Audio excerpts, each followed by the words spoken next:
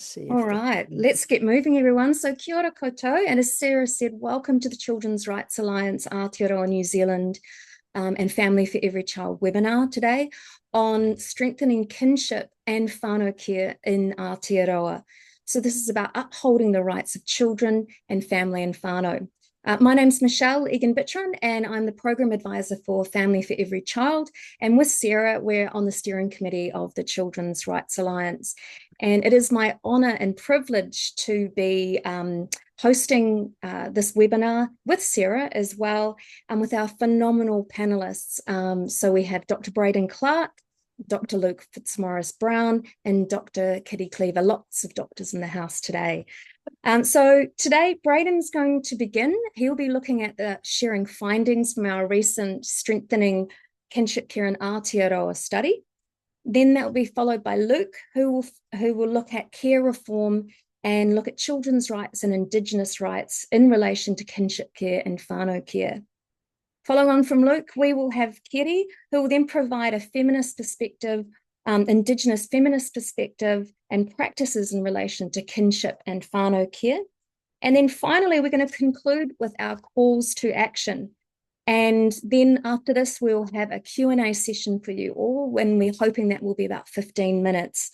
So we invite you to ask any questions and share your thoughts in that time, and note down any comments as we go today, as you listen to all of our panelists presenting. So, and as our panelists are presenting, Sarah is going to be popping in links to any relevant reports and articles that you may be interested in as well. So before we get started, I would like to bring us all together with a karakia.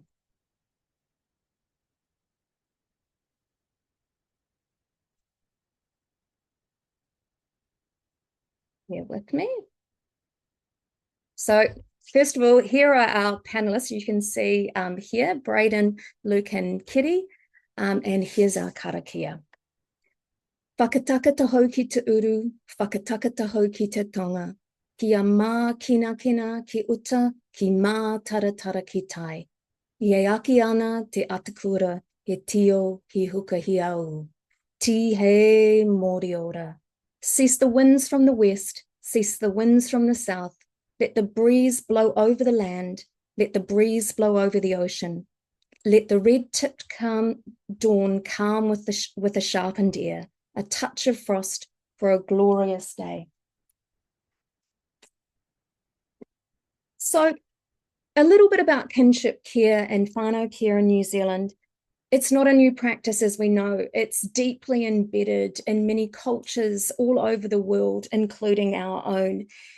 And in New Zealand, we have an estimated 16,000 to 22,000 children living in kinship care arrangements and whānau care arrangements. And most of that occurs outside formal statutory care arrangements. So that can be formal, informal, that it's arranged by family and whānau, or it could be formalised without oranga tamariki involvement through court processes such as parenting orders. But despite these large numbers in New Zealand, we have very little research that's been carried out in kinship care and whānau care over the last decade. And that's where the Family for Every Child research, that was the starting origin for that small scale research, which Braden's going to talk about today, to start contributing to that gap. It's a beginning stage of that contribution. And it's really important that we need to build our evidence base to inform and strengthen and support kinship care and whānau care, and uphold the rights of children and their family and whānau. This was actually highlighted by the UN Committee's on the Rights of the Child most recent report, concluding observations on New Zealand, which actually recommended for greater support for families, including kinship carers, and on the increased focus on preventing mokopuna Māori from being in the state care system. So we hope that today, that this webinar will help support this mahi. And on that note, I'm now going to pass over to Dr. Braden Clark, who's going to share with you some of the findings from the Strengthening Kinship Care in Aotearoa research report. Over to you, Braden. Kia ora. Thanks, Michelle. Um, what a privilege and an honor to be here with you all today, and particularly Kiri and Luke.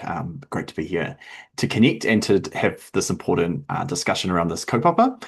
Um, what it was an incredible honor to be able to lead this research alongside Michelle, to highlight the stories of informal and formal kinship carers. They often are so part of my own journey was that I considered that kinship care in that informal formal space wasn't part of the care system. And for me, that was a huge shift in doing in this research and doing a lot more thinking about that, is that often kinship and whānau care is a natural response when families hold concerns about children's safety and well-being. And they are an integral part of our care system, and we need to see them as part of that.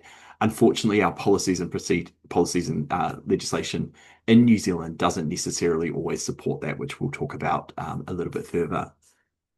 But the first point that we want to make today is that kinship and whānau care upholds children's rights to remain living in their whānau. That is absolutely a fundamental child's right so that they can stay connected with as part of their whānau and connected to their culture, to their identity, as is all part of that. When we think about how do we develop our identity, it's through our everyday experiences, the day-to-day components, and that can only happen when you're living with your family. If you're placed outside of your family group, that you're going to be exposed to a different identities, different ways of operating as a family, and so kinship care is really vital to support well-being and identity as part of that.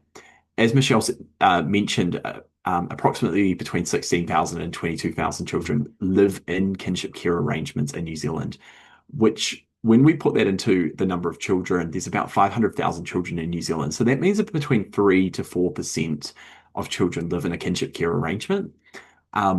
What we don't know is that those are only children that are receiving the UCB. So there are many children who aren't receiving financial support for a variety of different reasons. So that number might actually be even higher again. It's also really important within the context of Aotearoa New Zealand. We've had numerous reports um, about the failings of the state child protection system. Most recently, we've got the Royal Commission of into Abuse and State Care, which highlights the extreme trauma and abuse that many children that live in that environment live in. And kinship care, when it is well supported and enabled, is a very strong countermeasure to the need for state care. Um, cool. Can you want to go on to the next slide for me, Michelle? But what we've consistently heard in the research is that kinship care can be incredibly challenging.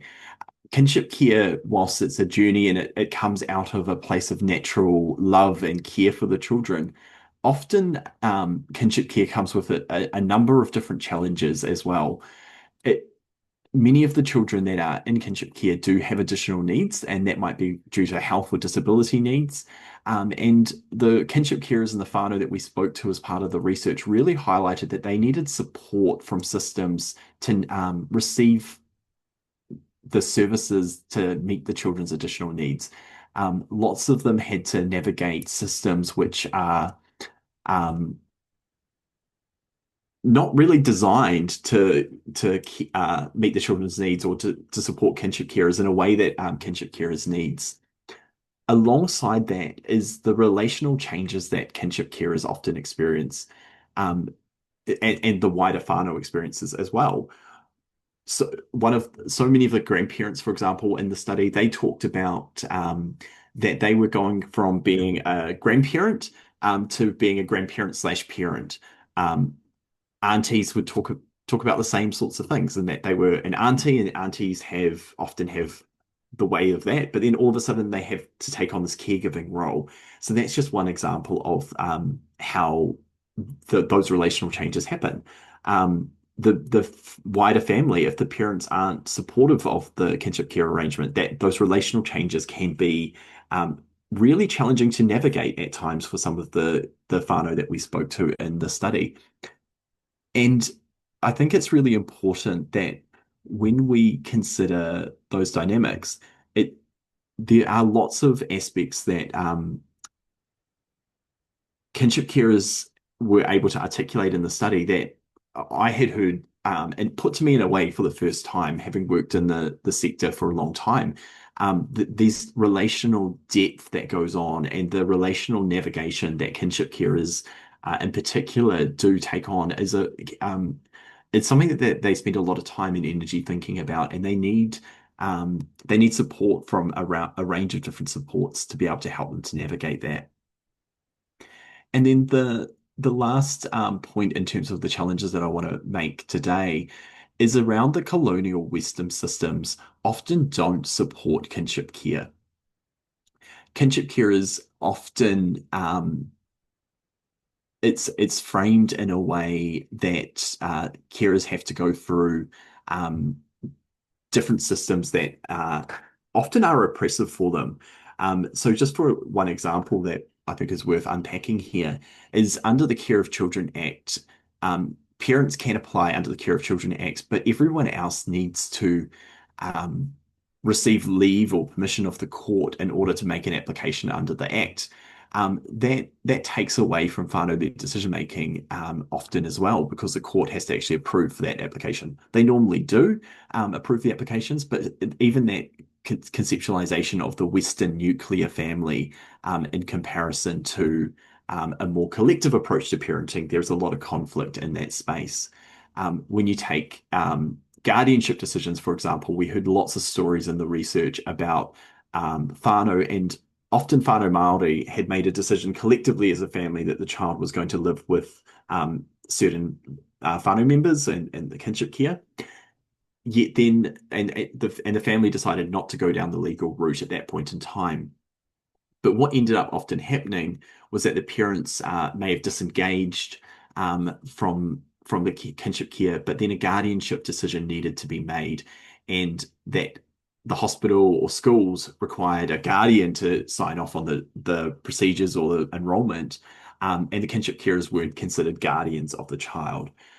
So that is a very colonial, westernized form of family considering nuclear decisions.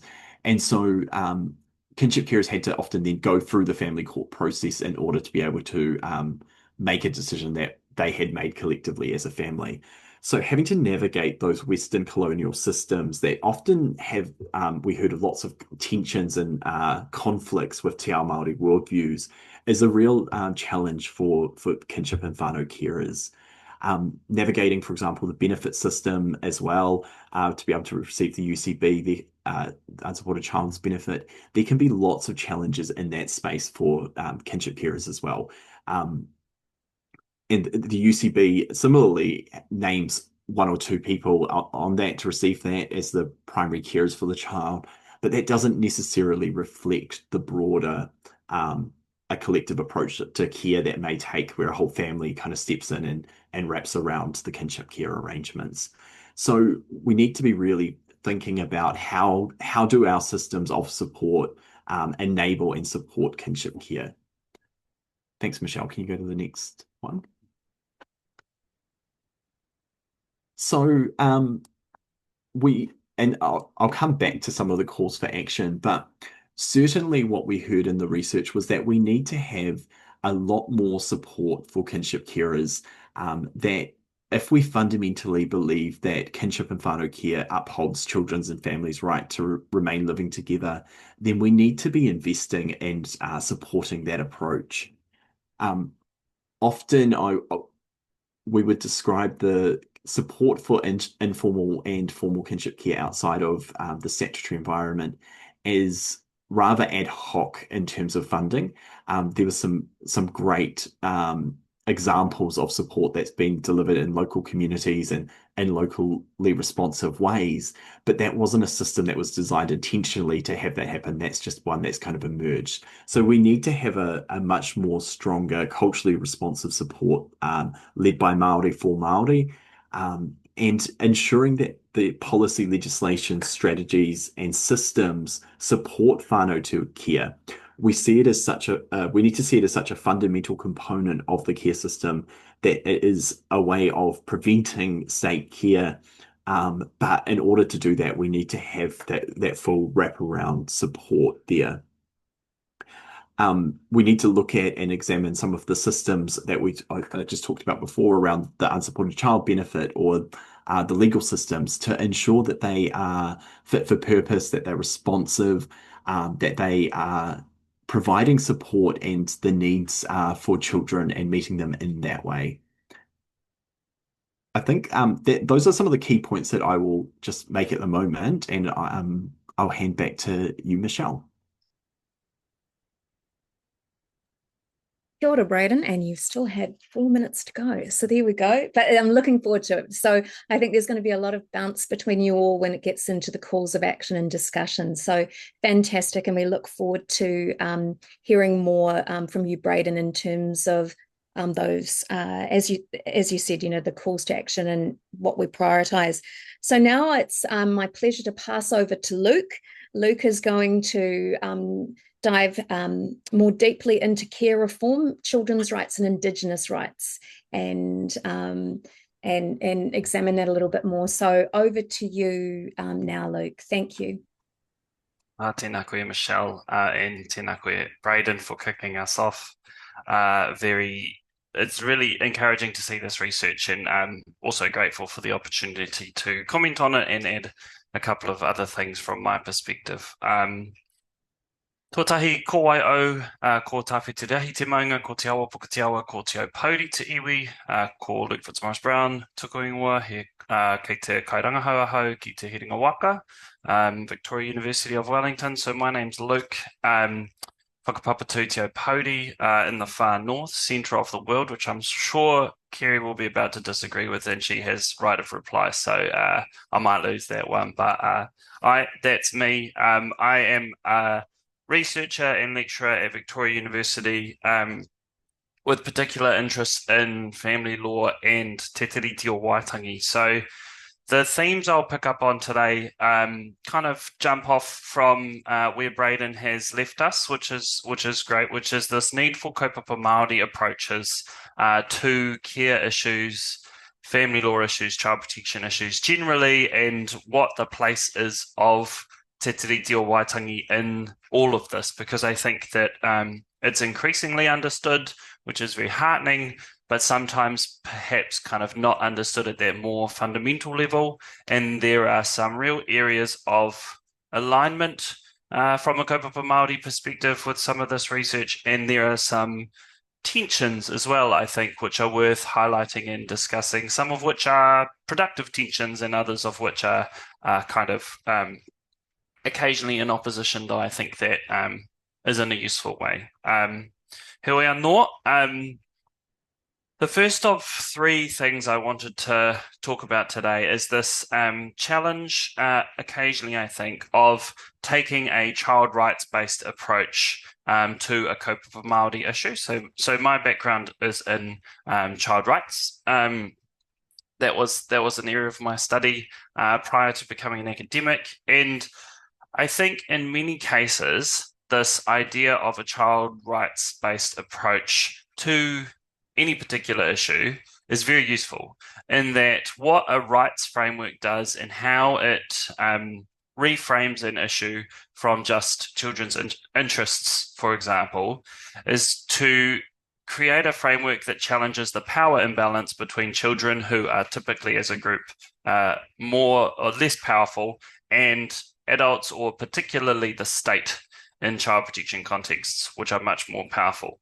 So that idea, when there are these two parties, one of which is much less powerful and the other of which is more powerful, which is the state or the government, the idea that a rights framework is useful to try to imbalance, to change that imbalance is really good and really useful. And that's in many cases why articulating a particular interest through a rights approach can be really productive.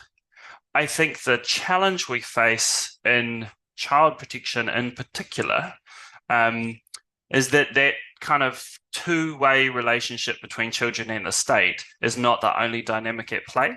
So when children are disproportionately removed from whānau who are Māori, whānau who are disproportionately poor, whānau who are all of these layers of disadvantage whereby certain families are more likely to have their children removed by the state.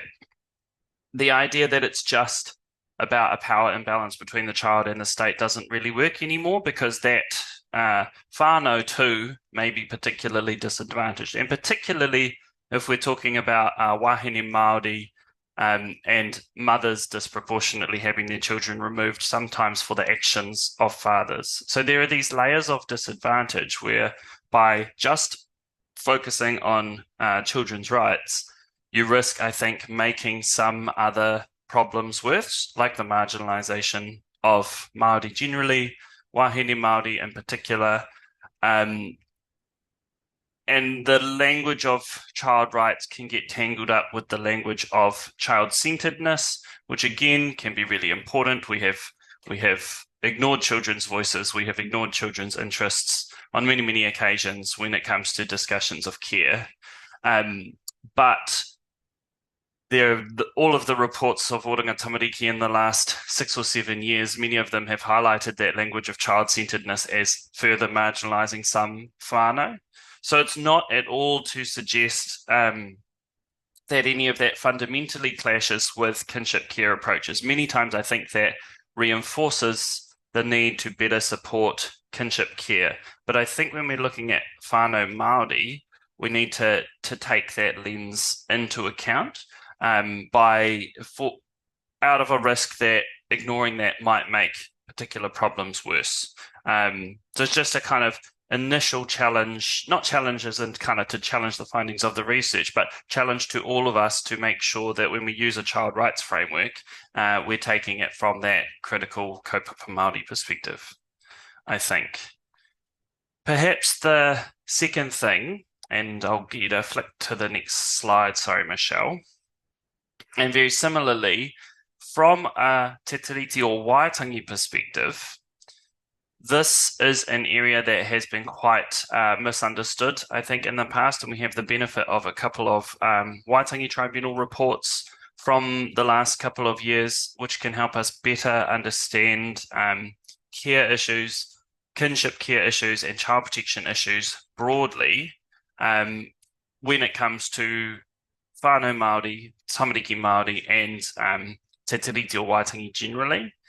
Because what the Waitangi Tribunal have helpfully pointed out in the last couple of years, first in 2021 when they reviewed Oranga Tamariki generally, and then again last year when they looked at the repeal of Section 7AA, is that fundamental to te tiriti o Waitangi generally is this guarantee of tino rangatiratanga over kāinga. And until the tribunal started looking into Oranga Tamariki, this was not something that they had talked about very much, or that I had heard other advocates talk about that term kāinga in particular. Often we heard the term taonga, which is another part of te tiriti that many of us will be familiar with, I'm sure. That term taonga as children being a treasure, children being a taonga, that's why te tiriti applies. And that's still true. But what the Waitangi Tribunal said is kāinga itself, so kāinga literally means homes or villages, i te reo Māori. But what the tribunal spoke about is that if you understand that holistically within te tiriti, that's not just the actual physical buildings of houses, obviously, it's also our, as Māori, our ways of raising children, our tikanga in relation to tamariki and whānau, and by extension, the transmission of cultural knowledge, because the guarantee of kāinga and that space in which children are raised is a space in which all cultural knowledge is passed down, and therefore Māori culture, tikanga Māori, mātauranga Māori is preserved. So the tribunal called it a guarantee of cultural continuity. And they also spoke about how the Crown has impinged on that many, many times over the years. And that's much, much more fundamental than an individual child's right to cultural connection.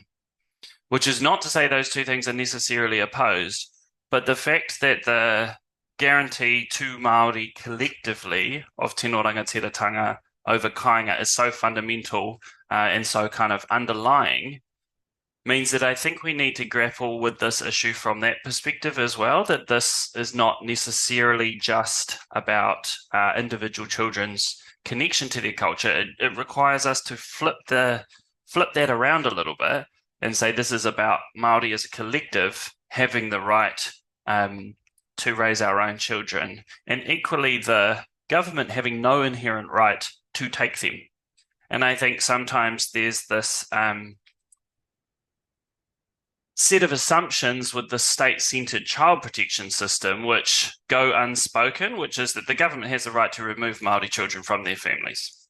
And if we force the government to kind of give its reasoning for that, it very quickly runs up against this te tiriti rationale, which says that they don't. And that's very, very complicated, right? I'm not trying to necessarily resolve that entirely here, as much as to say we need to take that underlying approach to look at this issue of whānau care and kinship care if we want to truly understand it from a kaupapa Māori perspective. One area where I think there's real alignment hearing you speak, Braden, is this idea that the state and the government and the Crown could do a much better job at supporting whānau who find themselves in this position, Māori or non-Māori, without necessarily assuming the authority to control that. So when we have these informal arrangements where grandparents and other whānau members are looking after children, sometimes, and you'll be able to speak to this in more detail than me, sometimes I think that comes with the assumption that the state are going to control that as well, whether that be through actual conditions imposed or just the assumption that you have to go through a complicated family court system or a Care of Children Act that doesn't work for particular groups, etc. So the tribunal have said the Crown, actually, if they want to uphold te tiriti, need to step back from controlling this for Māori, but equally, it has to support the transformation. It can't lead the transformation, but it has to support it. So there's this dynamic, I think, that this issue has in common from a Māori and a non-Māori perspective, whereby the governments aren't very good at that, right? But we need to advocate for policy change that allows for control in communities without necessarily the government having a strong role in controlling everything. The one final thing I'll mention briefly, and it's on the next slide, Michelle, is just that systems, again from an Indigenous perspective, systems like this do increasingly exist overseas. So there's a problem, I think, and I think occasionally it's a problem of imagination, but when we talk about fundamental change, it's like, oh, what else could we possibly do? This is too complicated and you can't just burn everything down. And I have some sympathy for that because it is complex and we can't just leave children and whānau in the lurch, despite no matter how kind of motivated we are to do something different, right?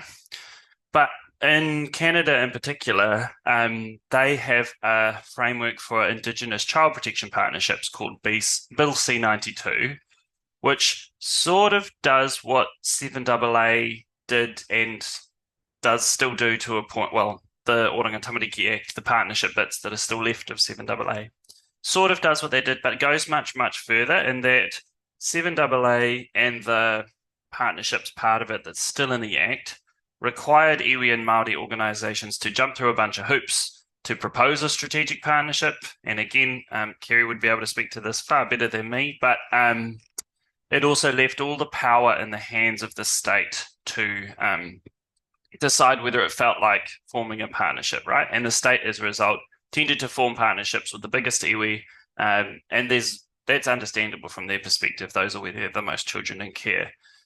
But Bill C-92 in Canada gives First Nations, so iwi equivalent, the right to just declare for themselves that they are reclaiming jurisdiction over the care and protection of their own children. And it says that Indigenous nations have the inherent right to do that, and the government has no inherent right to do that. And it's not that I think we can ever take a cookie cutter approach from one country and just say, here's exactly how we do it. We have our own tikanga, we have our own policy history and all those things. But I think there are these ways to look to some of our Indigenous whanaunga overseas, learn from those frameworks, what they've got right, what's been challenging, and use that to move forward here. And all of that, I think, needs to be part of this discussion of kinship care from a Māori perspective. So I think there, as I said, to kind of return to the start to wrap up, I think there are real areas of alignment between this idea and these conclusions from this research of needing to better support whānau to look after their own children, both informally and formally when the state becomes involved. But as we move forward and answer that question of, okay, exactly how do we do that? These more fundamental underlying questions are part of the mix if we want to get it right from a kaupapa Māori and from a Te Tiriti perspective. I think that's very possible. I think this research like this gives us a really strong starting point to do that, but holding some of those ideas in tension and figuring out this issue in context is a really big part of that from my perspective.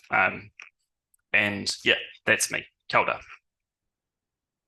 Oh, phenomenal, Luke. That was incredible. And, picking up on that as well, part of our advisory group for that research, who actually called for a kaupapa Māori research, further research, an in-depth study around this in New Zealand. So the collective care reform, that reimagining and disestablishment of the current power and control approaches and the funding, and looking at, as you were saying, Māori having the right to raise their own children, and that the government does not have the right to remove children from whānau, to the Crown to step back and support the transformation to the control back to Māori and to local communities. So lots to unpack there. I'm sure Sarah's keeping track of responses and questions in the chat.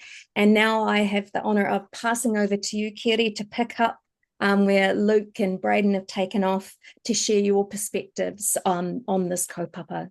Over to you, Kiri. Kia ora, ka mihi mahana kia koutou. Big mihi out to Michelle for bringing us all together, and also great to be the third speaker coming after Dr. Braden and Dr. Luke, who have set the groundwork really beautifully, and it's a joy to be presenting alongside you. So, ko waio, ko auraki te mauka, ko taki timu te waka, ko aparima te awa no kaitahu ka tima moe waitaha ahau, hia uri ahau o ka hapu o te ruahiki me tauka, ko Kerry Cleaver tuku I koa. So, yes, the centre of my world is Te Waipounamu and the lands of Kaitahu, and just as Luke expressed his centre of the world being in the far north, and I think that's a good point that connects up with what Braden was talking about around the importance of identity. And for Māori, the centre of our identity is our land and our place of being, and that's what we want for all our mokopuna that are in kinship care arrangements. So I am a wahine Māori lived experience social work academic, currently working at Otago Whakaihu Waka, the University of Otago, and the most important words in that are wahine Māori, because all those other things are just the service that we do and the roles that we take off, but the being of who I am is wahine Māori. So I could talk today about kinship care. I was lucky enough to set up the Ngāi Tahu Whanau Care Service under Section 7 AA Te Aki Tolka. I could talk lots about that for the next period of time. I'm going to touch on it at the end, but I'm not actually going to talk about that in this space. What I really want to do is talk about some bigger picture thinking and really connecting up with the abolitionist thinking, where we think about solutions to diverse family needs from a position of what needs to change and occur in order for communities to be able to look after communities, which is essentially saying what do we need to do for the wider familial relationships surrounding a child for them to be able to successfully navigate their world in alternative care when alternative care is needed in a society when we get all of those needs and rights right. So I'm really talking from a wahine, as a wahine Māori of wahine Māori thinking, and I really liked how Luke brought that in and introduced the importance of that. I come here today from an Indigenous feminist positionality, and I want to start with this.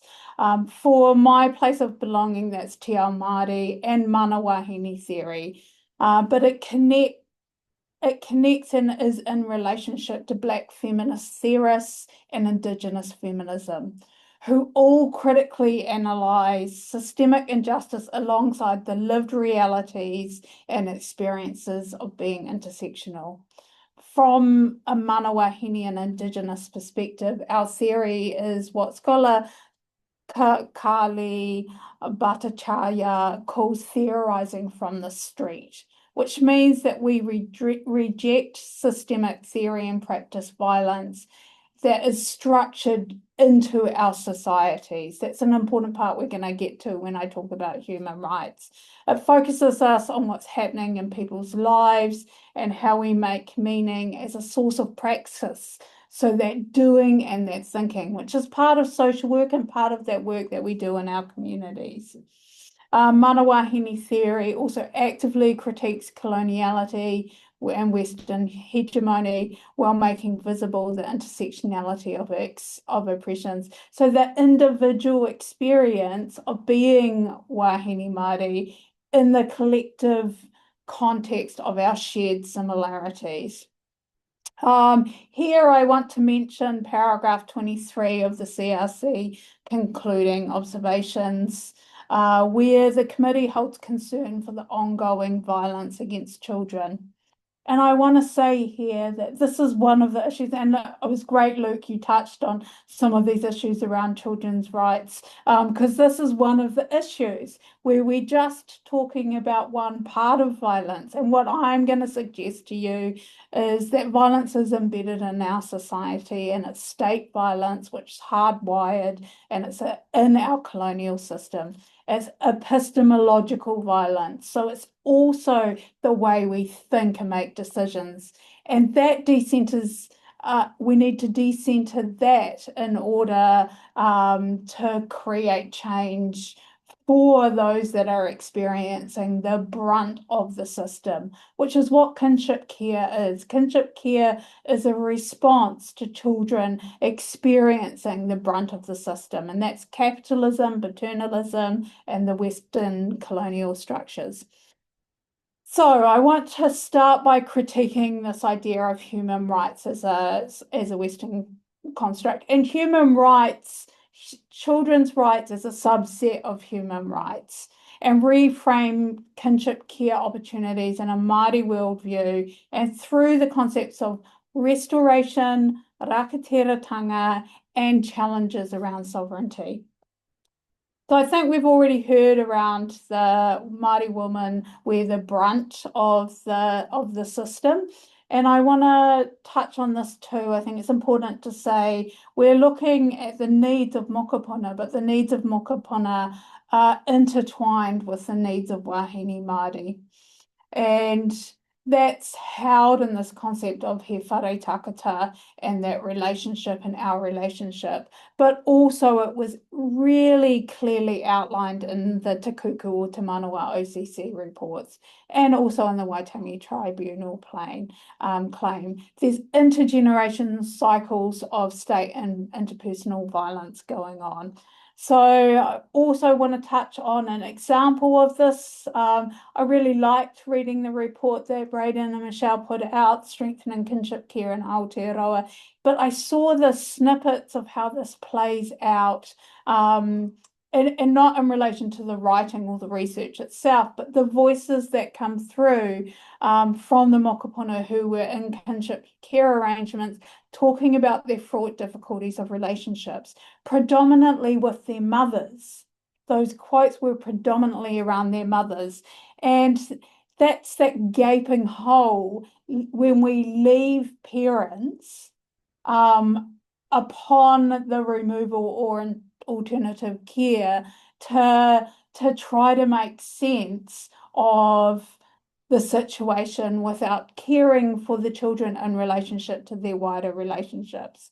So in order to look after the needs of mokopuna, we also need to look after the needs of whānau. And for me, I'm talking about wahine Māori. So while children are at the centre and the parental behaviour is seen as the problem, then we miss the opportunity to do the wider work. I'm just probably going to have to skip through a little bit of this. I also want to draw on the research that we did, or it was collaborative co-design, but there was some stories that and interviews that came out of setting up Te Aki Toka, the Kaitahu Whānau Care Services, and there was anecdotal stats as we were setting up and stories that showed that at least 50% of the Kaitahu children, mokopuna, coming through the state system over to our service had at least one parent who had themselves been in the foster system. So the importance of attending to this is really important. Highlights here, paragraph 27 in the CCRC concluding observations, which raise serious concerns regarding the actual application of special measures like Section 7AA to the outcomes of Māori. And I'll talk a little bit about the issues around Section 7AA in a minute. This leads us to talking about provisional human rights. In a society that does not normalise alternative care or kinship care, discussions on social justice issues and experiences of alternative care are founded loosely in rights-based frameworks. Children Convention and human rights. These are agreed internationally in order to provide a sense of universality in care and ensuring that specific groups in our communities that have been harmed fare better. However, human rights have always been provisional and continue to be provisional, particularly for Indigenous people and people of colour. In order to qualify for human rights, you must first be deemed as human enough. The ultimate test of this is happening right now, where genocide is live streamed across the world and the world debates blame, bringing forward words like complexity. But in essence, the human rights of Palestinians are not recognised. These children's rights are conditional on how the world sees them as worthy and deserving, based on what we believe in the West. That is an extreme current example, but it perfectly outs the contradictions of human rights and children's rights. The foster system is another place where human rights and children's rights are conditional. Access to supports and services, education, house stability, whānau are all conditional on what the system thinks is acceptable at the time. Croker and Blackstock, Morton Robson, all use the terminology of a logic of elimination. We're talking about Indigenous women and children and the iterations attempts to kill the native, assimilate the native, subjugate the native. These systems are all connected, and blatant attempts to kill, death by refusal to provide health and education in Aotearoa, our adoption system, similar to Australia's Stolen Generation or Canada's residential schools, and now across the world, the latest iteration is our foster system. Throughout these, the idea of human rights and children's rights have not been applied to Indigenous children and women. I recently came across a critique by Eileen Morton Robinson of UNDRIP, the United Nations Declarations of the Rights of Indigenous People, a document that I've loved all of my life, but it was a critique on particularly Article 46, which I'd not picked up on before. And it says, this is what Article 46 says: nothing in this declaration may be interpreted as implying for any state, people, group, or person any right to engage in any activity or to perform any act contrary to the Charter of the United Nations, or construed as authorizing or encouraging any action that would dismember or impair totally or in part the territorial integrity or political unity of sovereign and independent states. Essentially, what this states is that if you are suggesting providing human rights to Indigenous peoples outlined in the 46 articles prior, if they challenge the sovereign and political state as it currently looks in Aotearoa, then the human rights of Māori should not be advanced. The rights of the settler colonial government outstrip the rights of Māori, or internationally any Indigenous peoples. So human rights are conditional on who you are and what you are asking for. And human rights are only ever partially provided to Māori and to Māori children. Now we know that kinship care experiences being Māori and in the formalised way, the foster system, are all supposed to be guided by human rights and children's rights conventions. This is one of the issues. How am I going for time? I feel like I'm running out. You're going well, Kerry. Just you're on it. It's very powerful. So you just go for it. Okay. We're whānau wahine Māori, and at the centre mokopuna are our future ancestors. When we are not seen as fully human with rights, the need to uphold the state political system supersedes the rights of mokopuna, whānau, hapu and iwi to have what they need to restore the authority to make decisions. This poses some issues. Kinship care, both informal and formal, requires us to wrestle with this issue of full human rights. And with this, the concept of sovereignty, rakatirataka, and restoration. So just going to quickly touch on sovereignty. I already talked about that in relation to section 46 of UNDRIP. Sovereignty sits with the current political status quo, where we have had roadmaps to alternative constitutional arrangements, mātaki mai and he puapua. They remain unrealised and presently shelved. Both of these are visions of shared sovereignty and authority that would shift Māori from a partial human status to a full human status.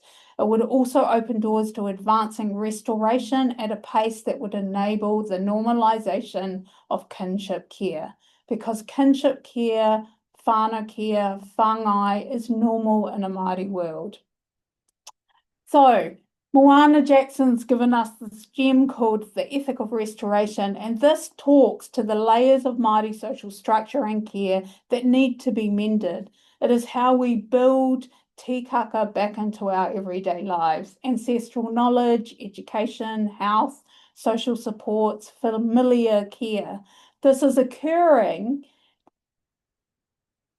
but the benefits are felt and experienced only by some Māori. We have a huge population that is not flourishing. that is still languishing. This work of restoration sits alongside decolonial work and the undoing of colonial systems that we live and breathe in Aotearoa. But it isn't the same. The focus on restoration is on human and children rights that are in a Te Ao Māori framework. Another example of conditional human rights and children's rights is Section 7AA, where the benevolent state allows Māori some advancement with boundaries and conditions, only to then take it away. Section 7AA was never the destination. It was harm reduction legislation to mitigate some of that harm, but it was stepping towards a future where the issues of rangatirataka sovereignty could be settled in the future. Te Aki Tolka was one of those services for the bigger part of Te Waipounamu, the South Island, that was set up. And in developing Te Aki Tolka, my team engaged with lived experience, young people who'd been in the system, whānau who had their children removed, our kaitahu caregivers and kaitahu working in the system. They told us that what a system would look like, one that was centred in Te Ao Māori and for us in kaitahutaka, where the needs of children were looked after and the relationships with parents were cared for. This was recognising that work needed to be done here, but the stories really emphasised the harm done to wahine Māori and that whānau had often been left behind. In a place where the removal occurred, they needed to be brought along, supported in their healing and restoration. In leading Te Aki Tolka, the tensions with working in a power dynamic where we held no power was insurmountable in providing successfully for whānau. The boundaries were clear by the state. We were to provide only care to caregivers, and if there were differing views on a whānau, we were always wrong.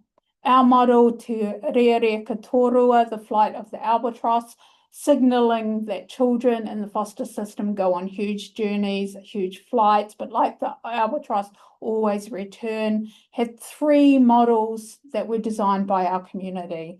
Looking after our whānau who were looking after mokopuna kaitahu, that's that kinship care.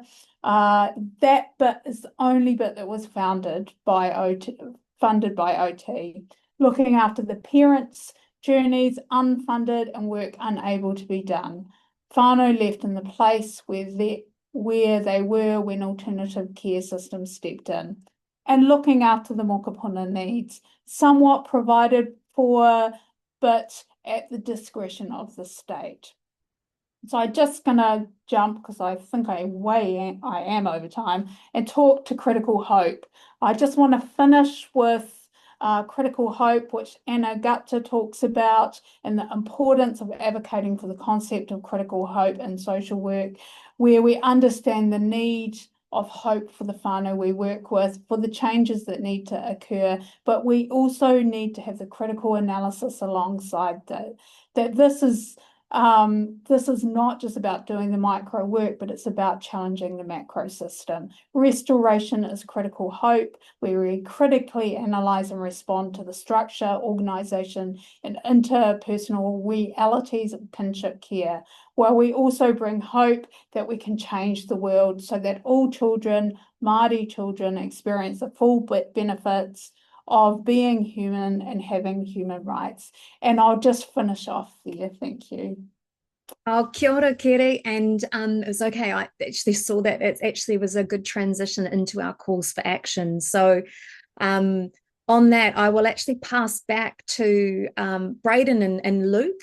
Kere, I think you've left us with in terms of really good examples of where we can go and what you're looking for. So Braden and Luke, would you like to add to the calls for action? What are your sort of top 2 or 3 aspects that in terms of supporting care reform and reimagining or disestablishing the current?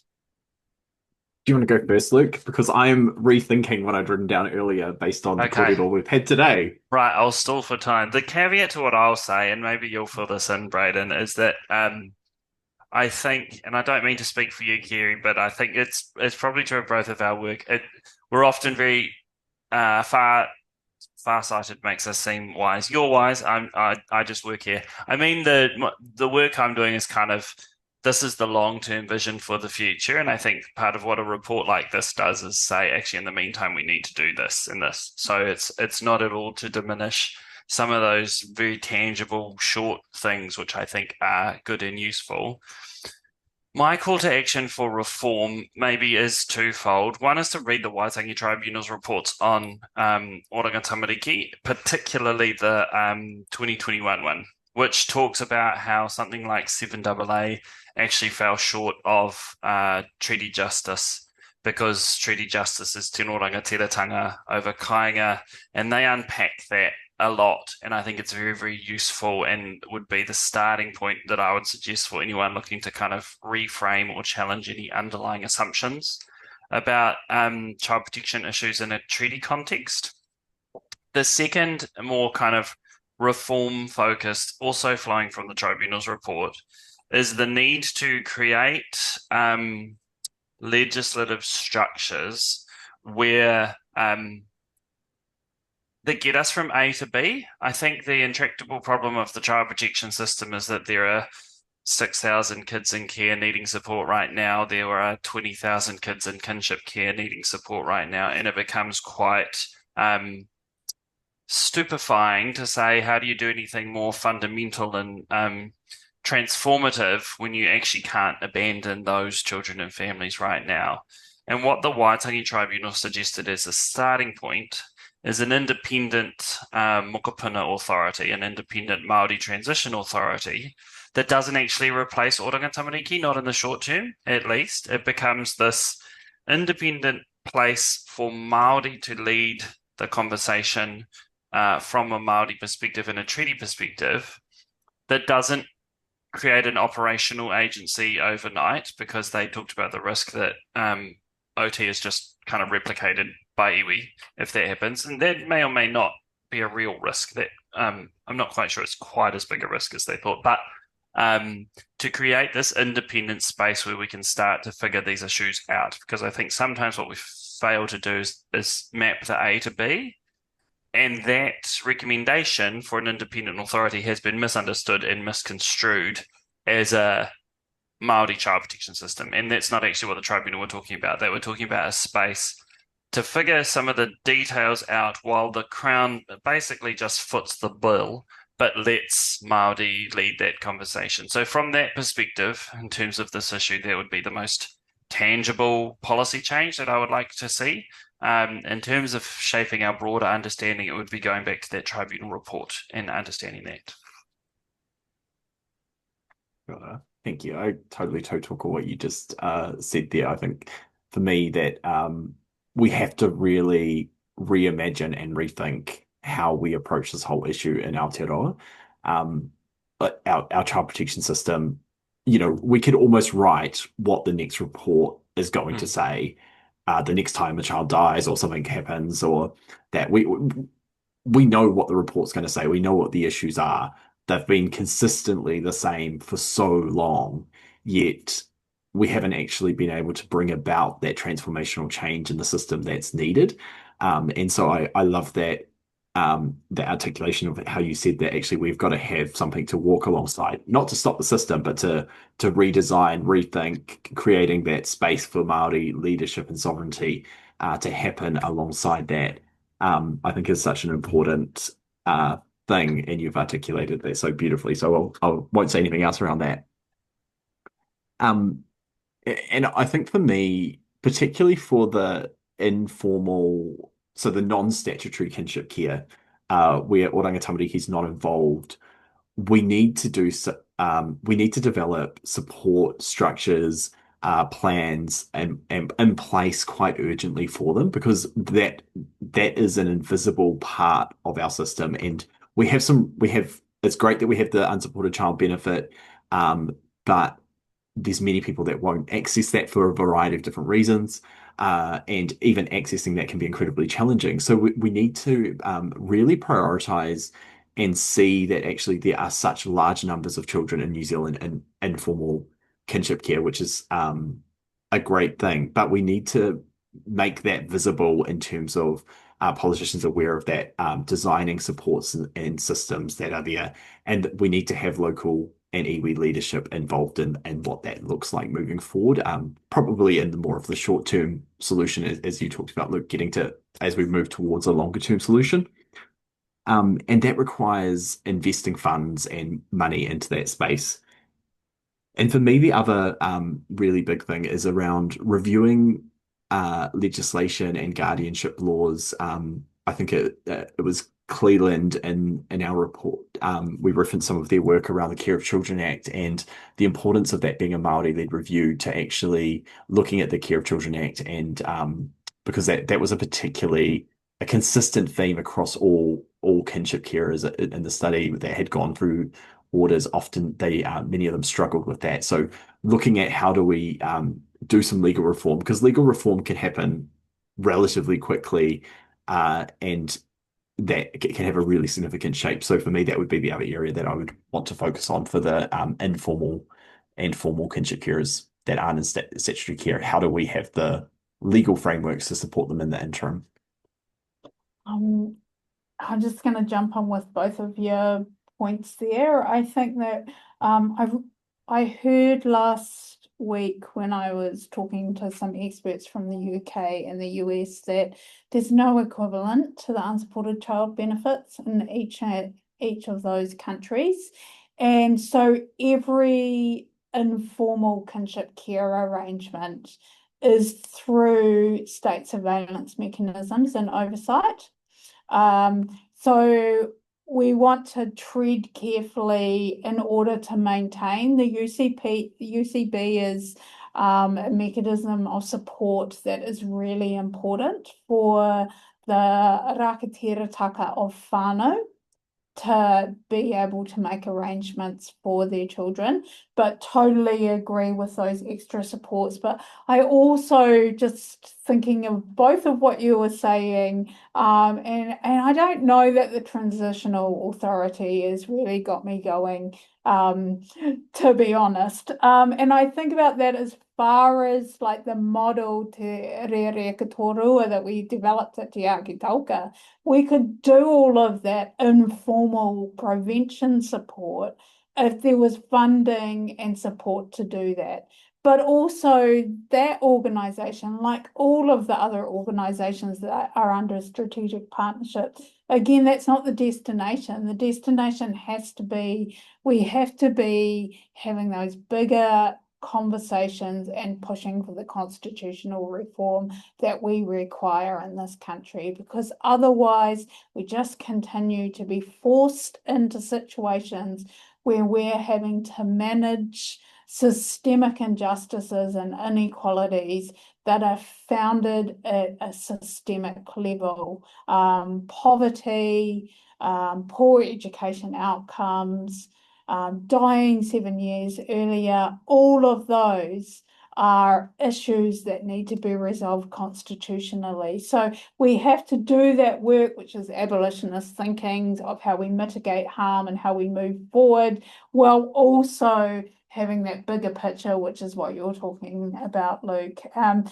I think there's two parts for me in that. And the first part is restoration, which is Māori work, where we get to have the time to restore some of those parts of our society that were broken, and to vision what they look like in 2025 in order to look after our mokapono whānau hapu and iwi. And then also the decolonial work, which we might be part of, but it's not our responsibility to pull apart those systems that are colonially constructed. Kia ora. Luke or Braden, do you have any response to Kerry? This is incredibly powerful. Any response to Kitty? Or do we open up now for Luke has come off mute. Maybe briefly, because I think it's a useful That's great. challenge on whether the transitional idea is a useful one. I suppose where I'm coming from is a question of whether or not that looks the same all over the country as it does in Te Waipounamu. And you guys kind of led the way in many respects. It's obviously not to suggest that others couldn't follow as well or that other work isn't happening. I think part of why I've been interested in learning more about the Canadian model is that it allows iwi to say, sweet, well, we want the whole lot, go away government, it's all us from tomorrow. And it allows another First Nation to say, actually, no, we want the call centre, we want the prevention part, we want this or that. It allows another iwi to say, this is your mess, you clean it up. Like it's this model that by putting power in the hands of those Indigenous nations, it allows that to look different everywhere. So I think you're right, Kerry, to challenge the kind of too transitional nature of it, but whether something like that fits to accommodate that wider set of interests, and whether if we had that, Kaitahu would be like, sweet, we actually figured this out 10 years ago. Let's go. Maybe. Anyway, we should take questions instead of just debate amongst ourselves on the webinar.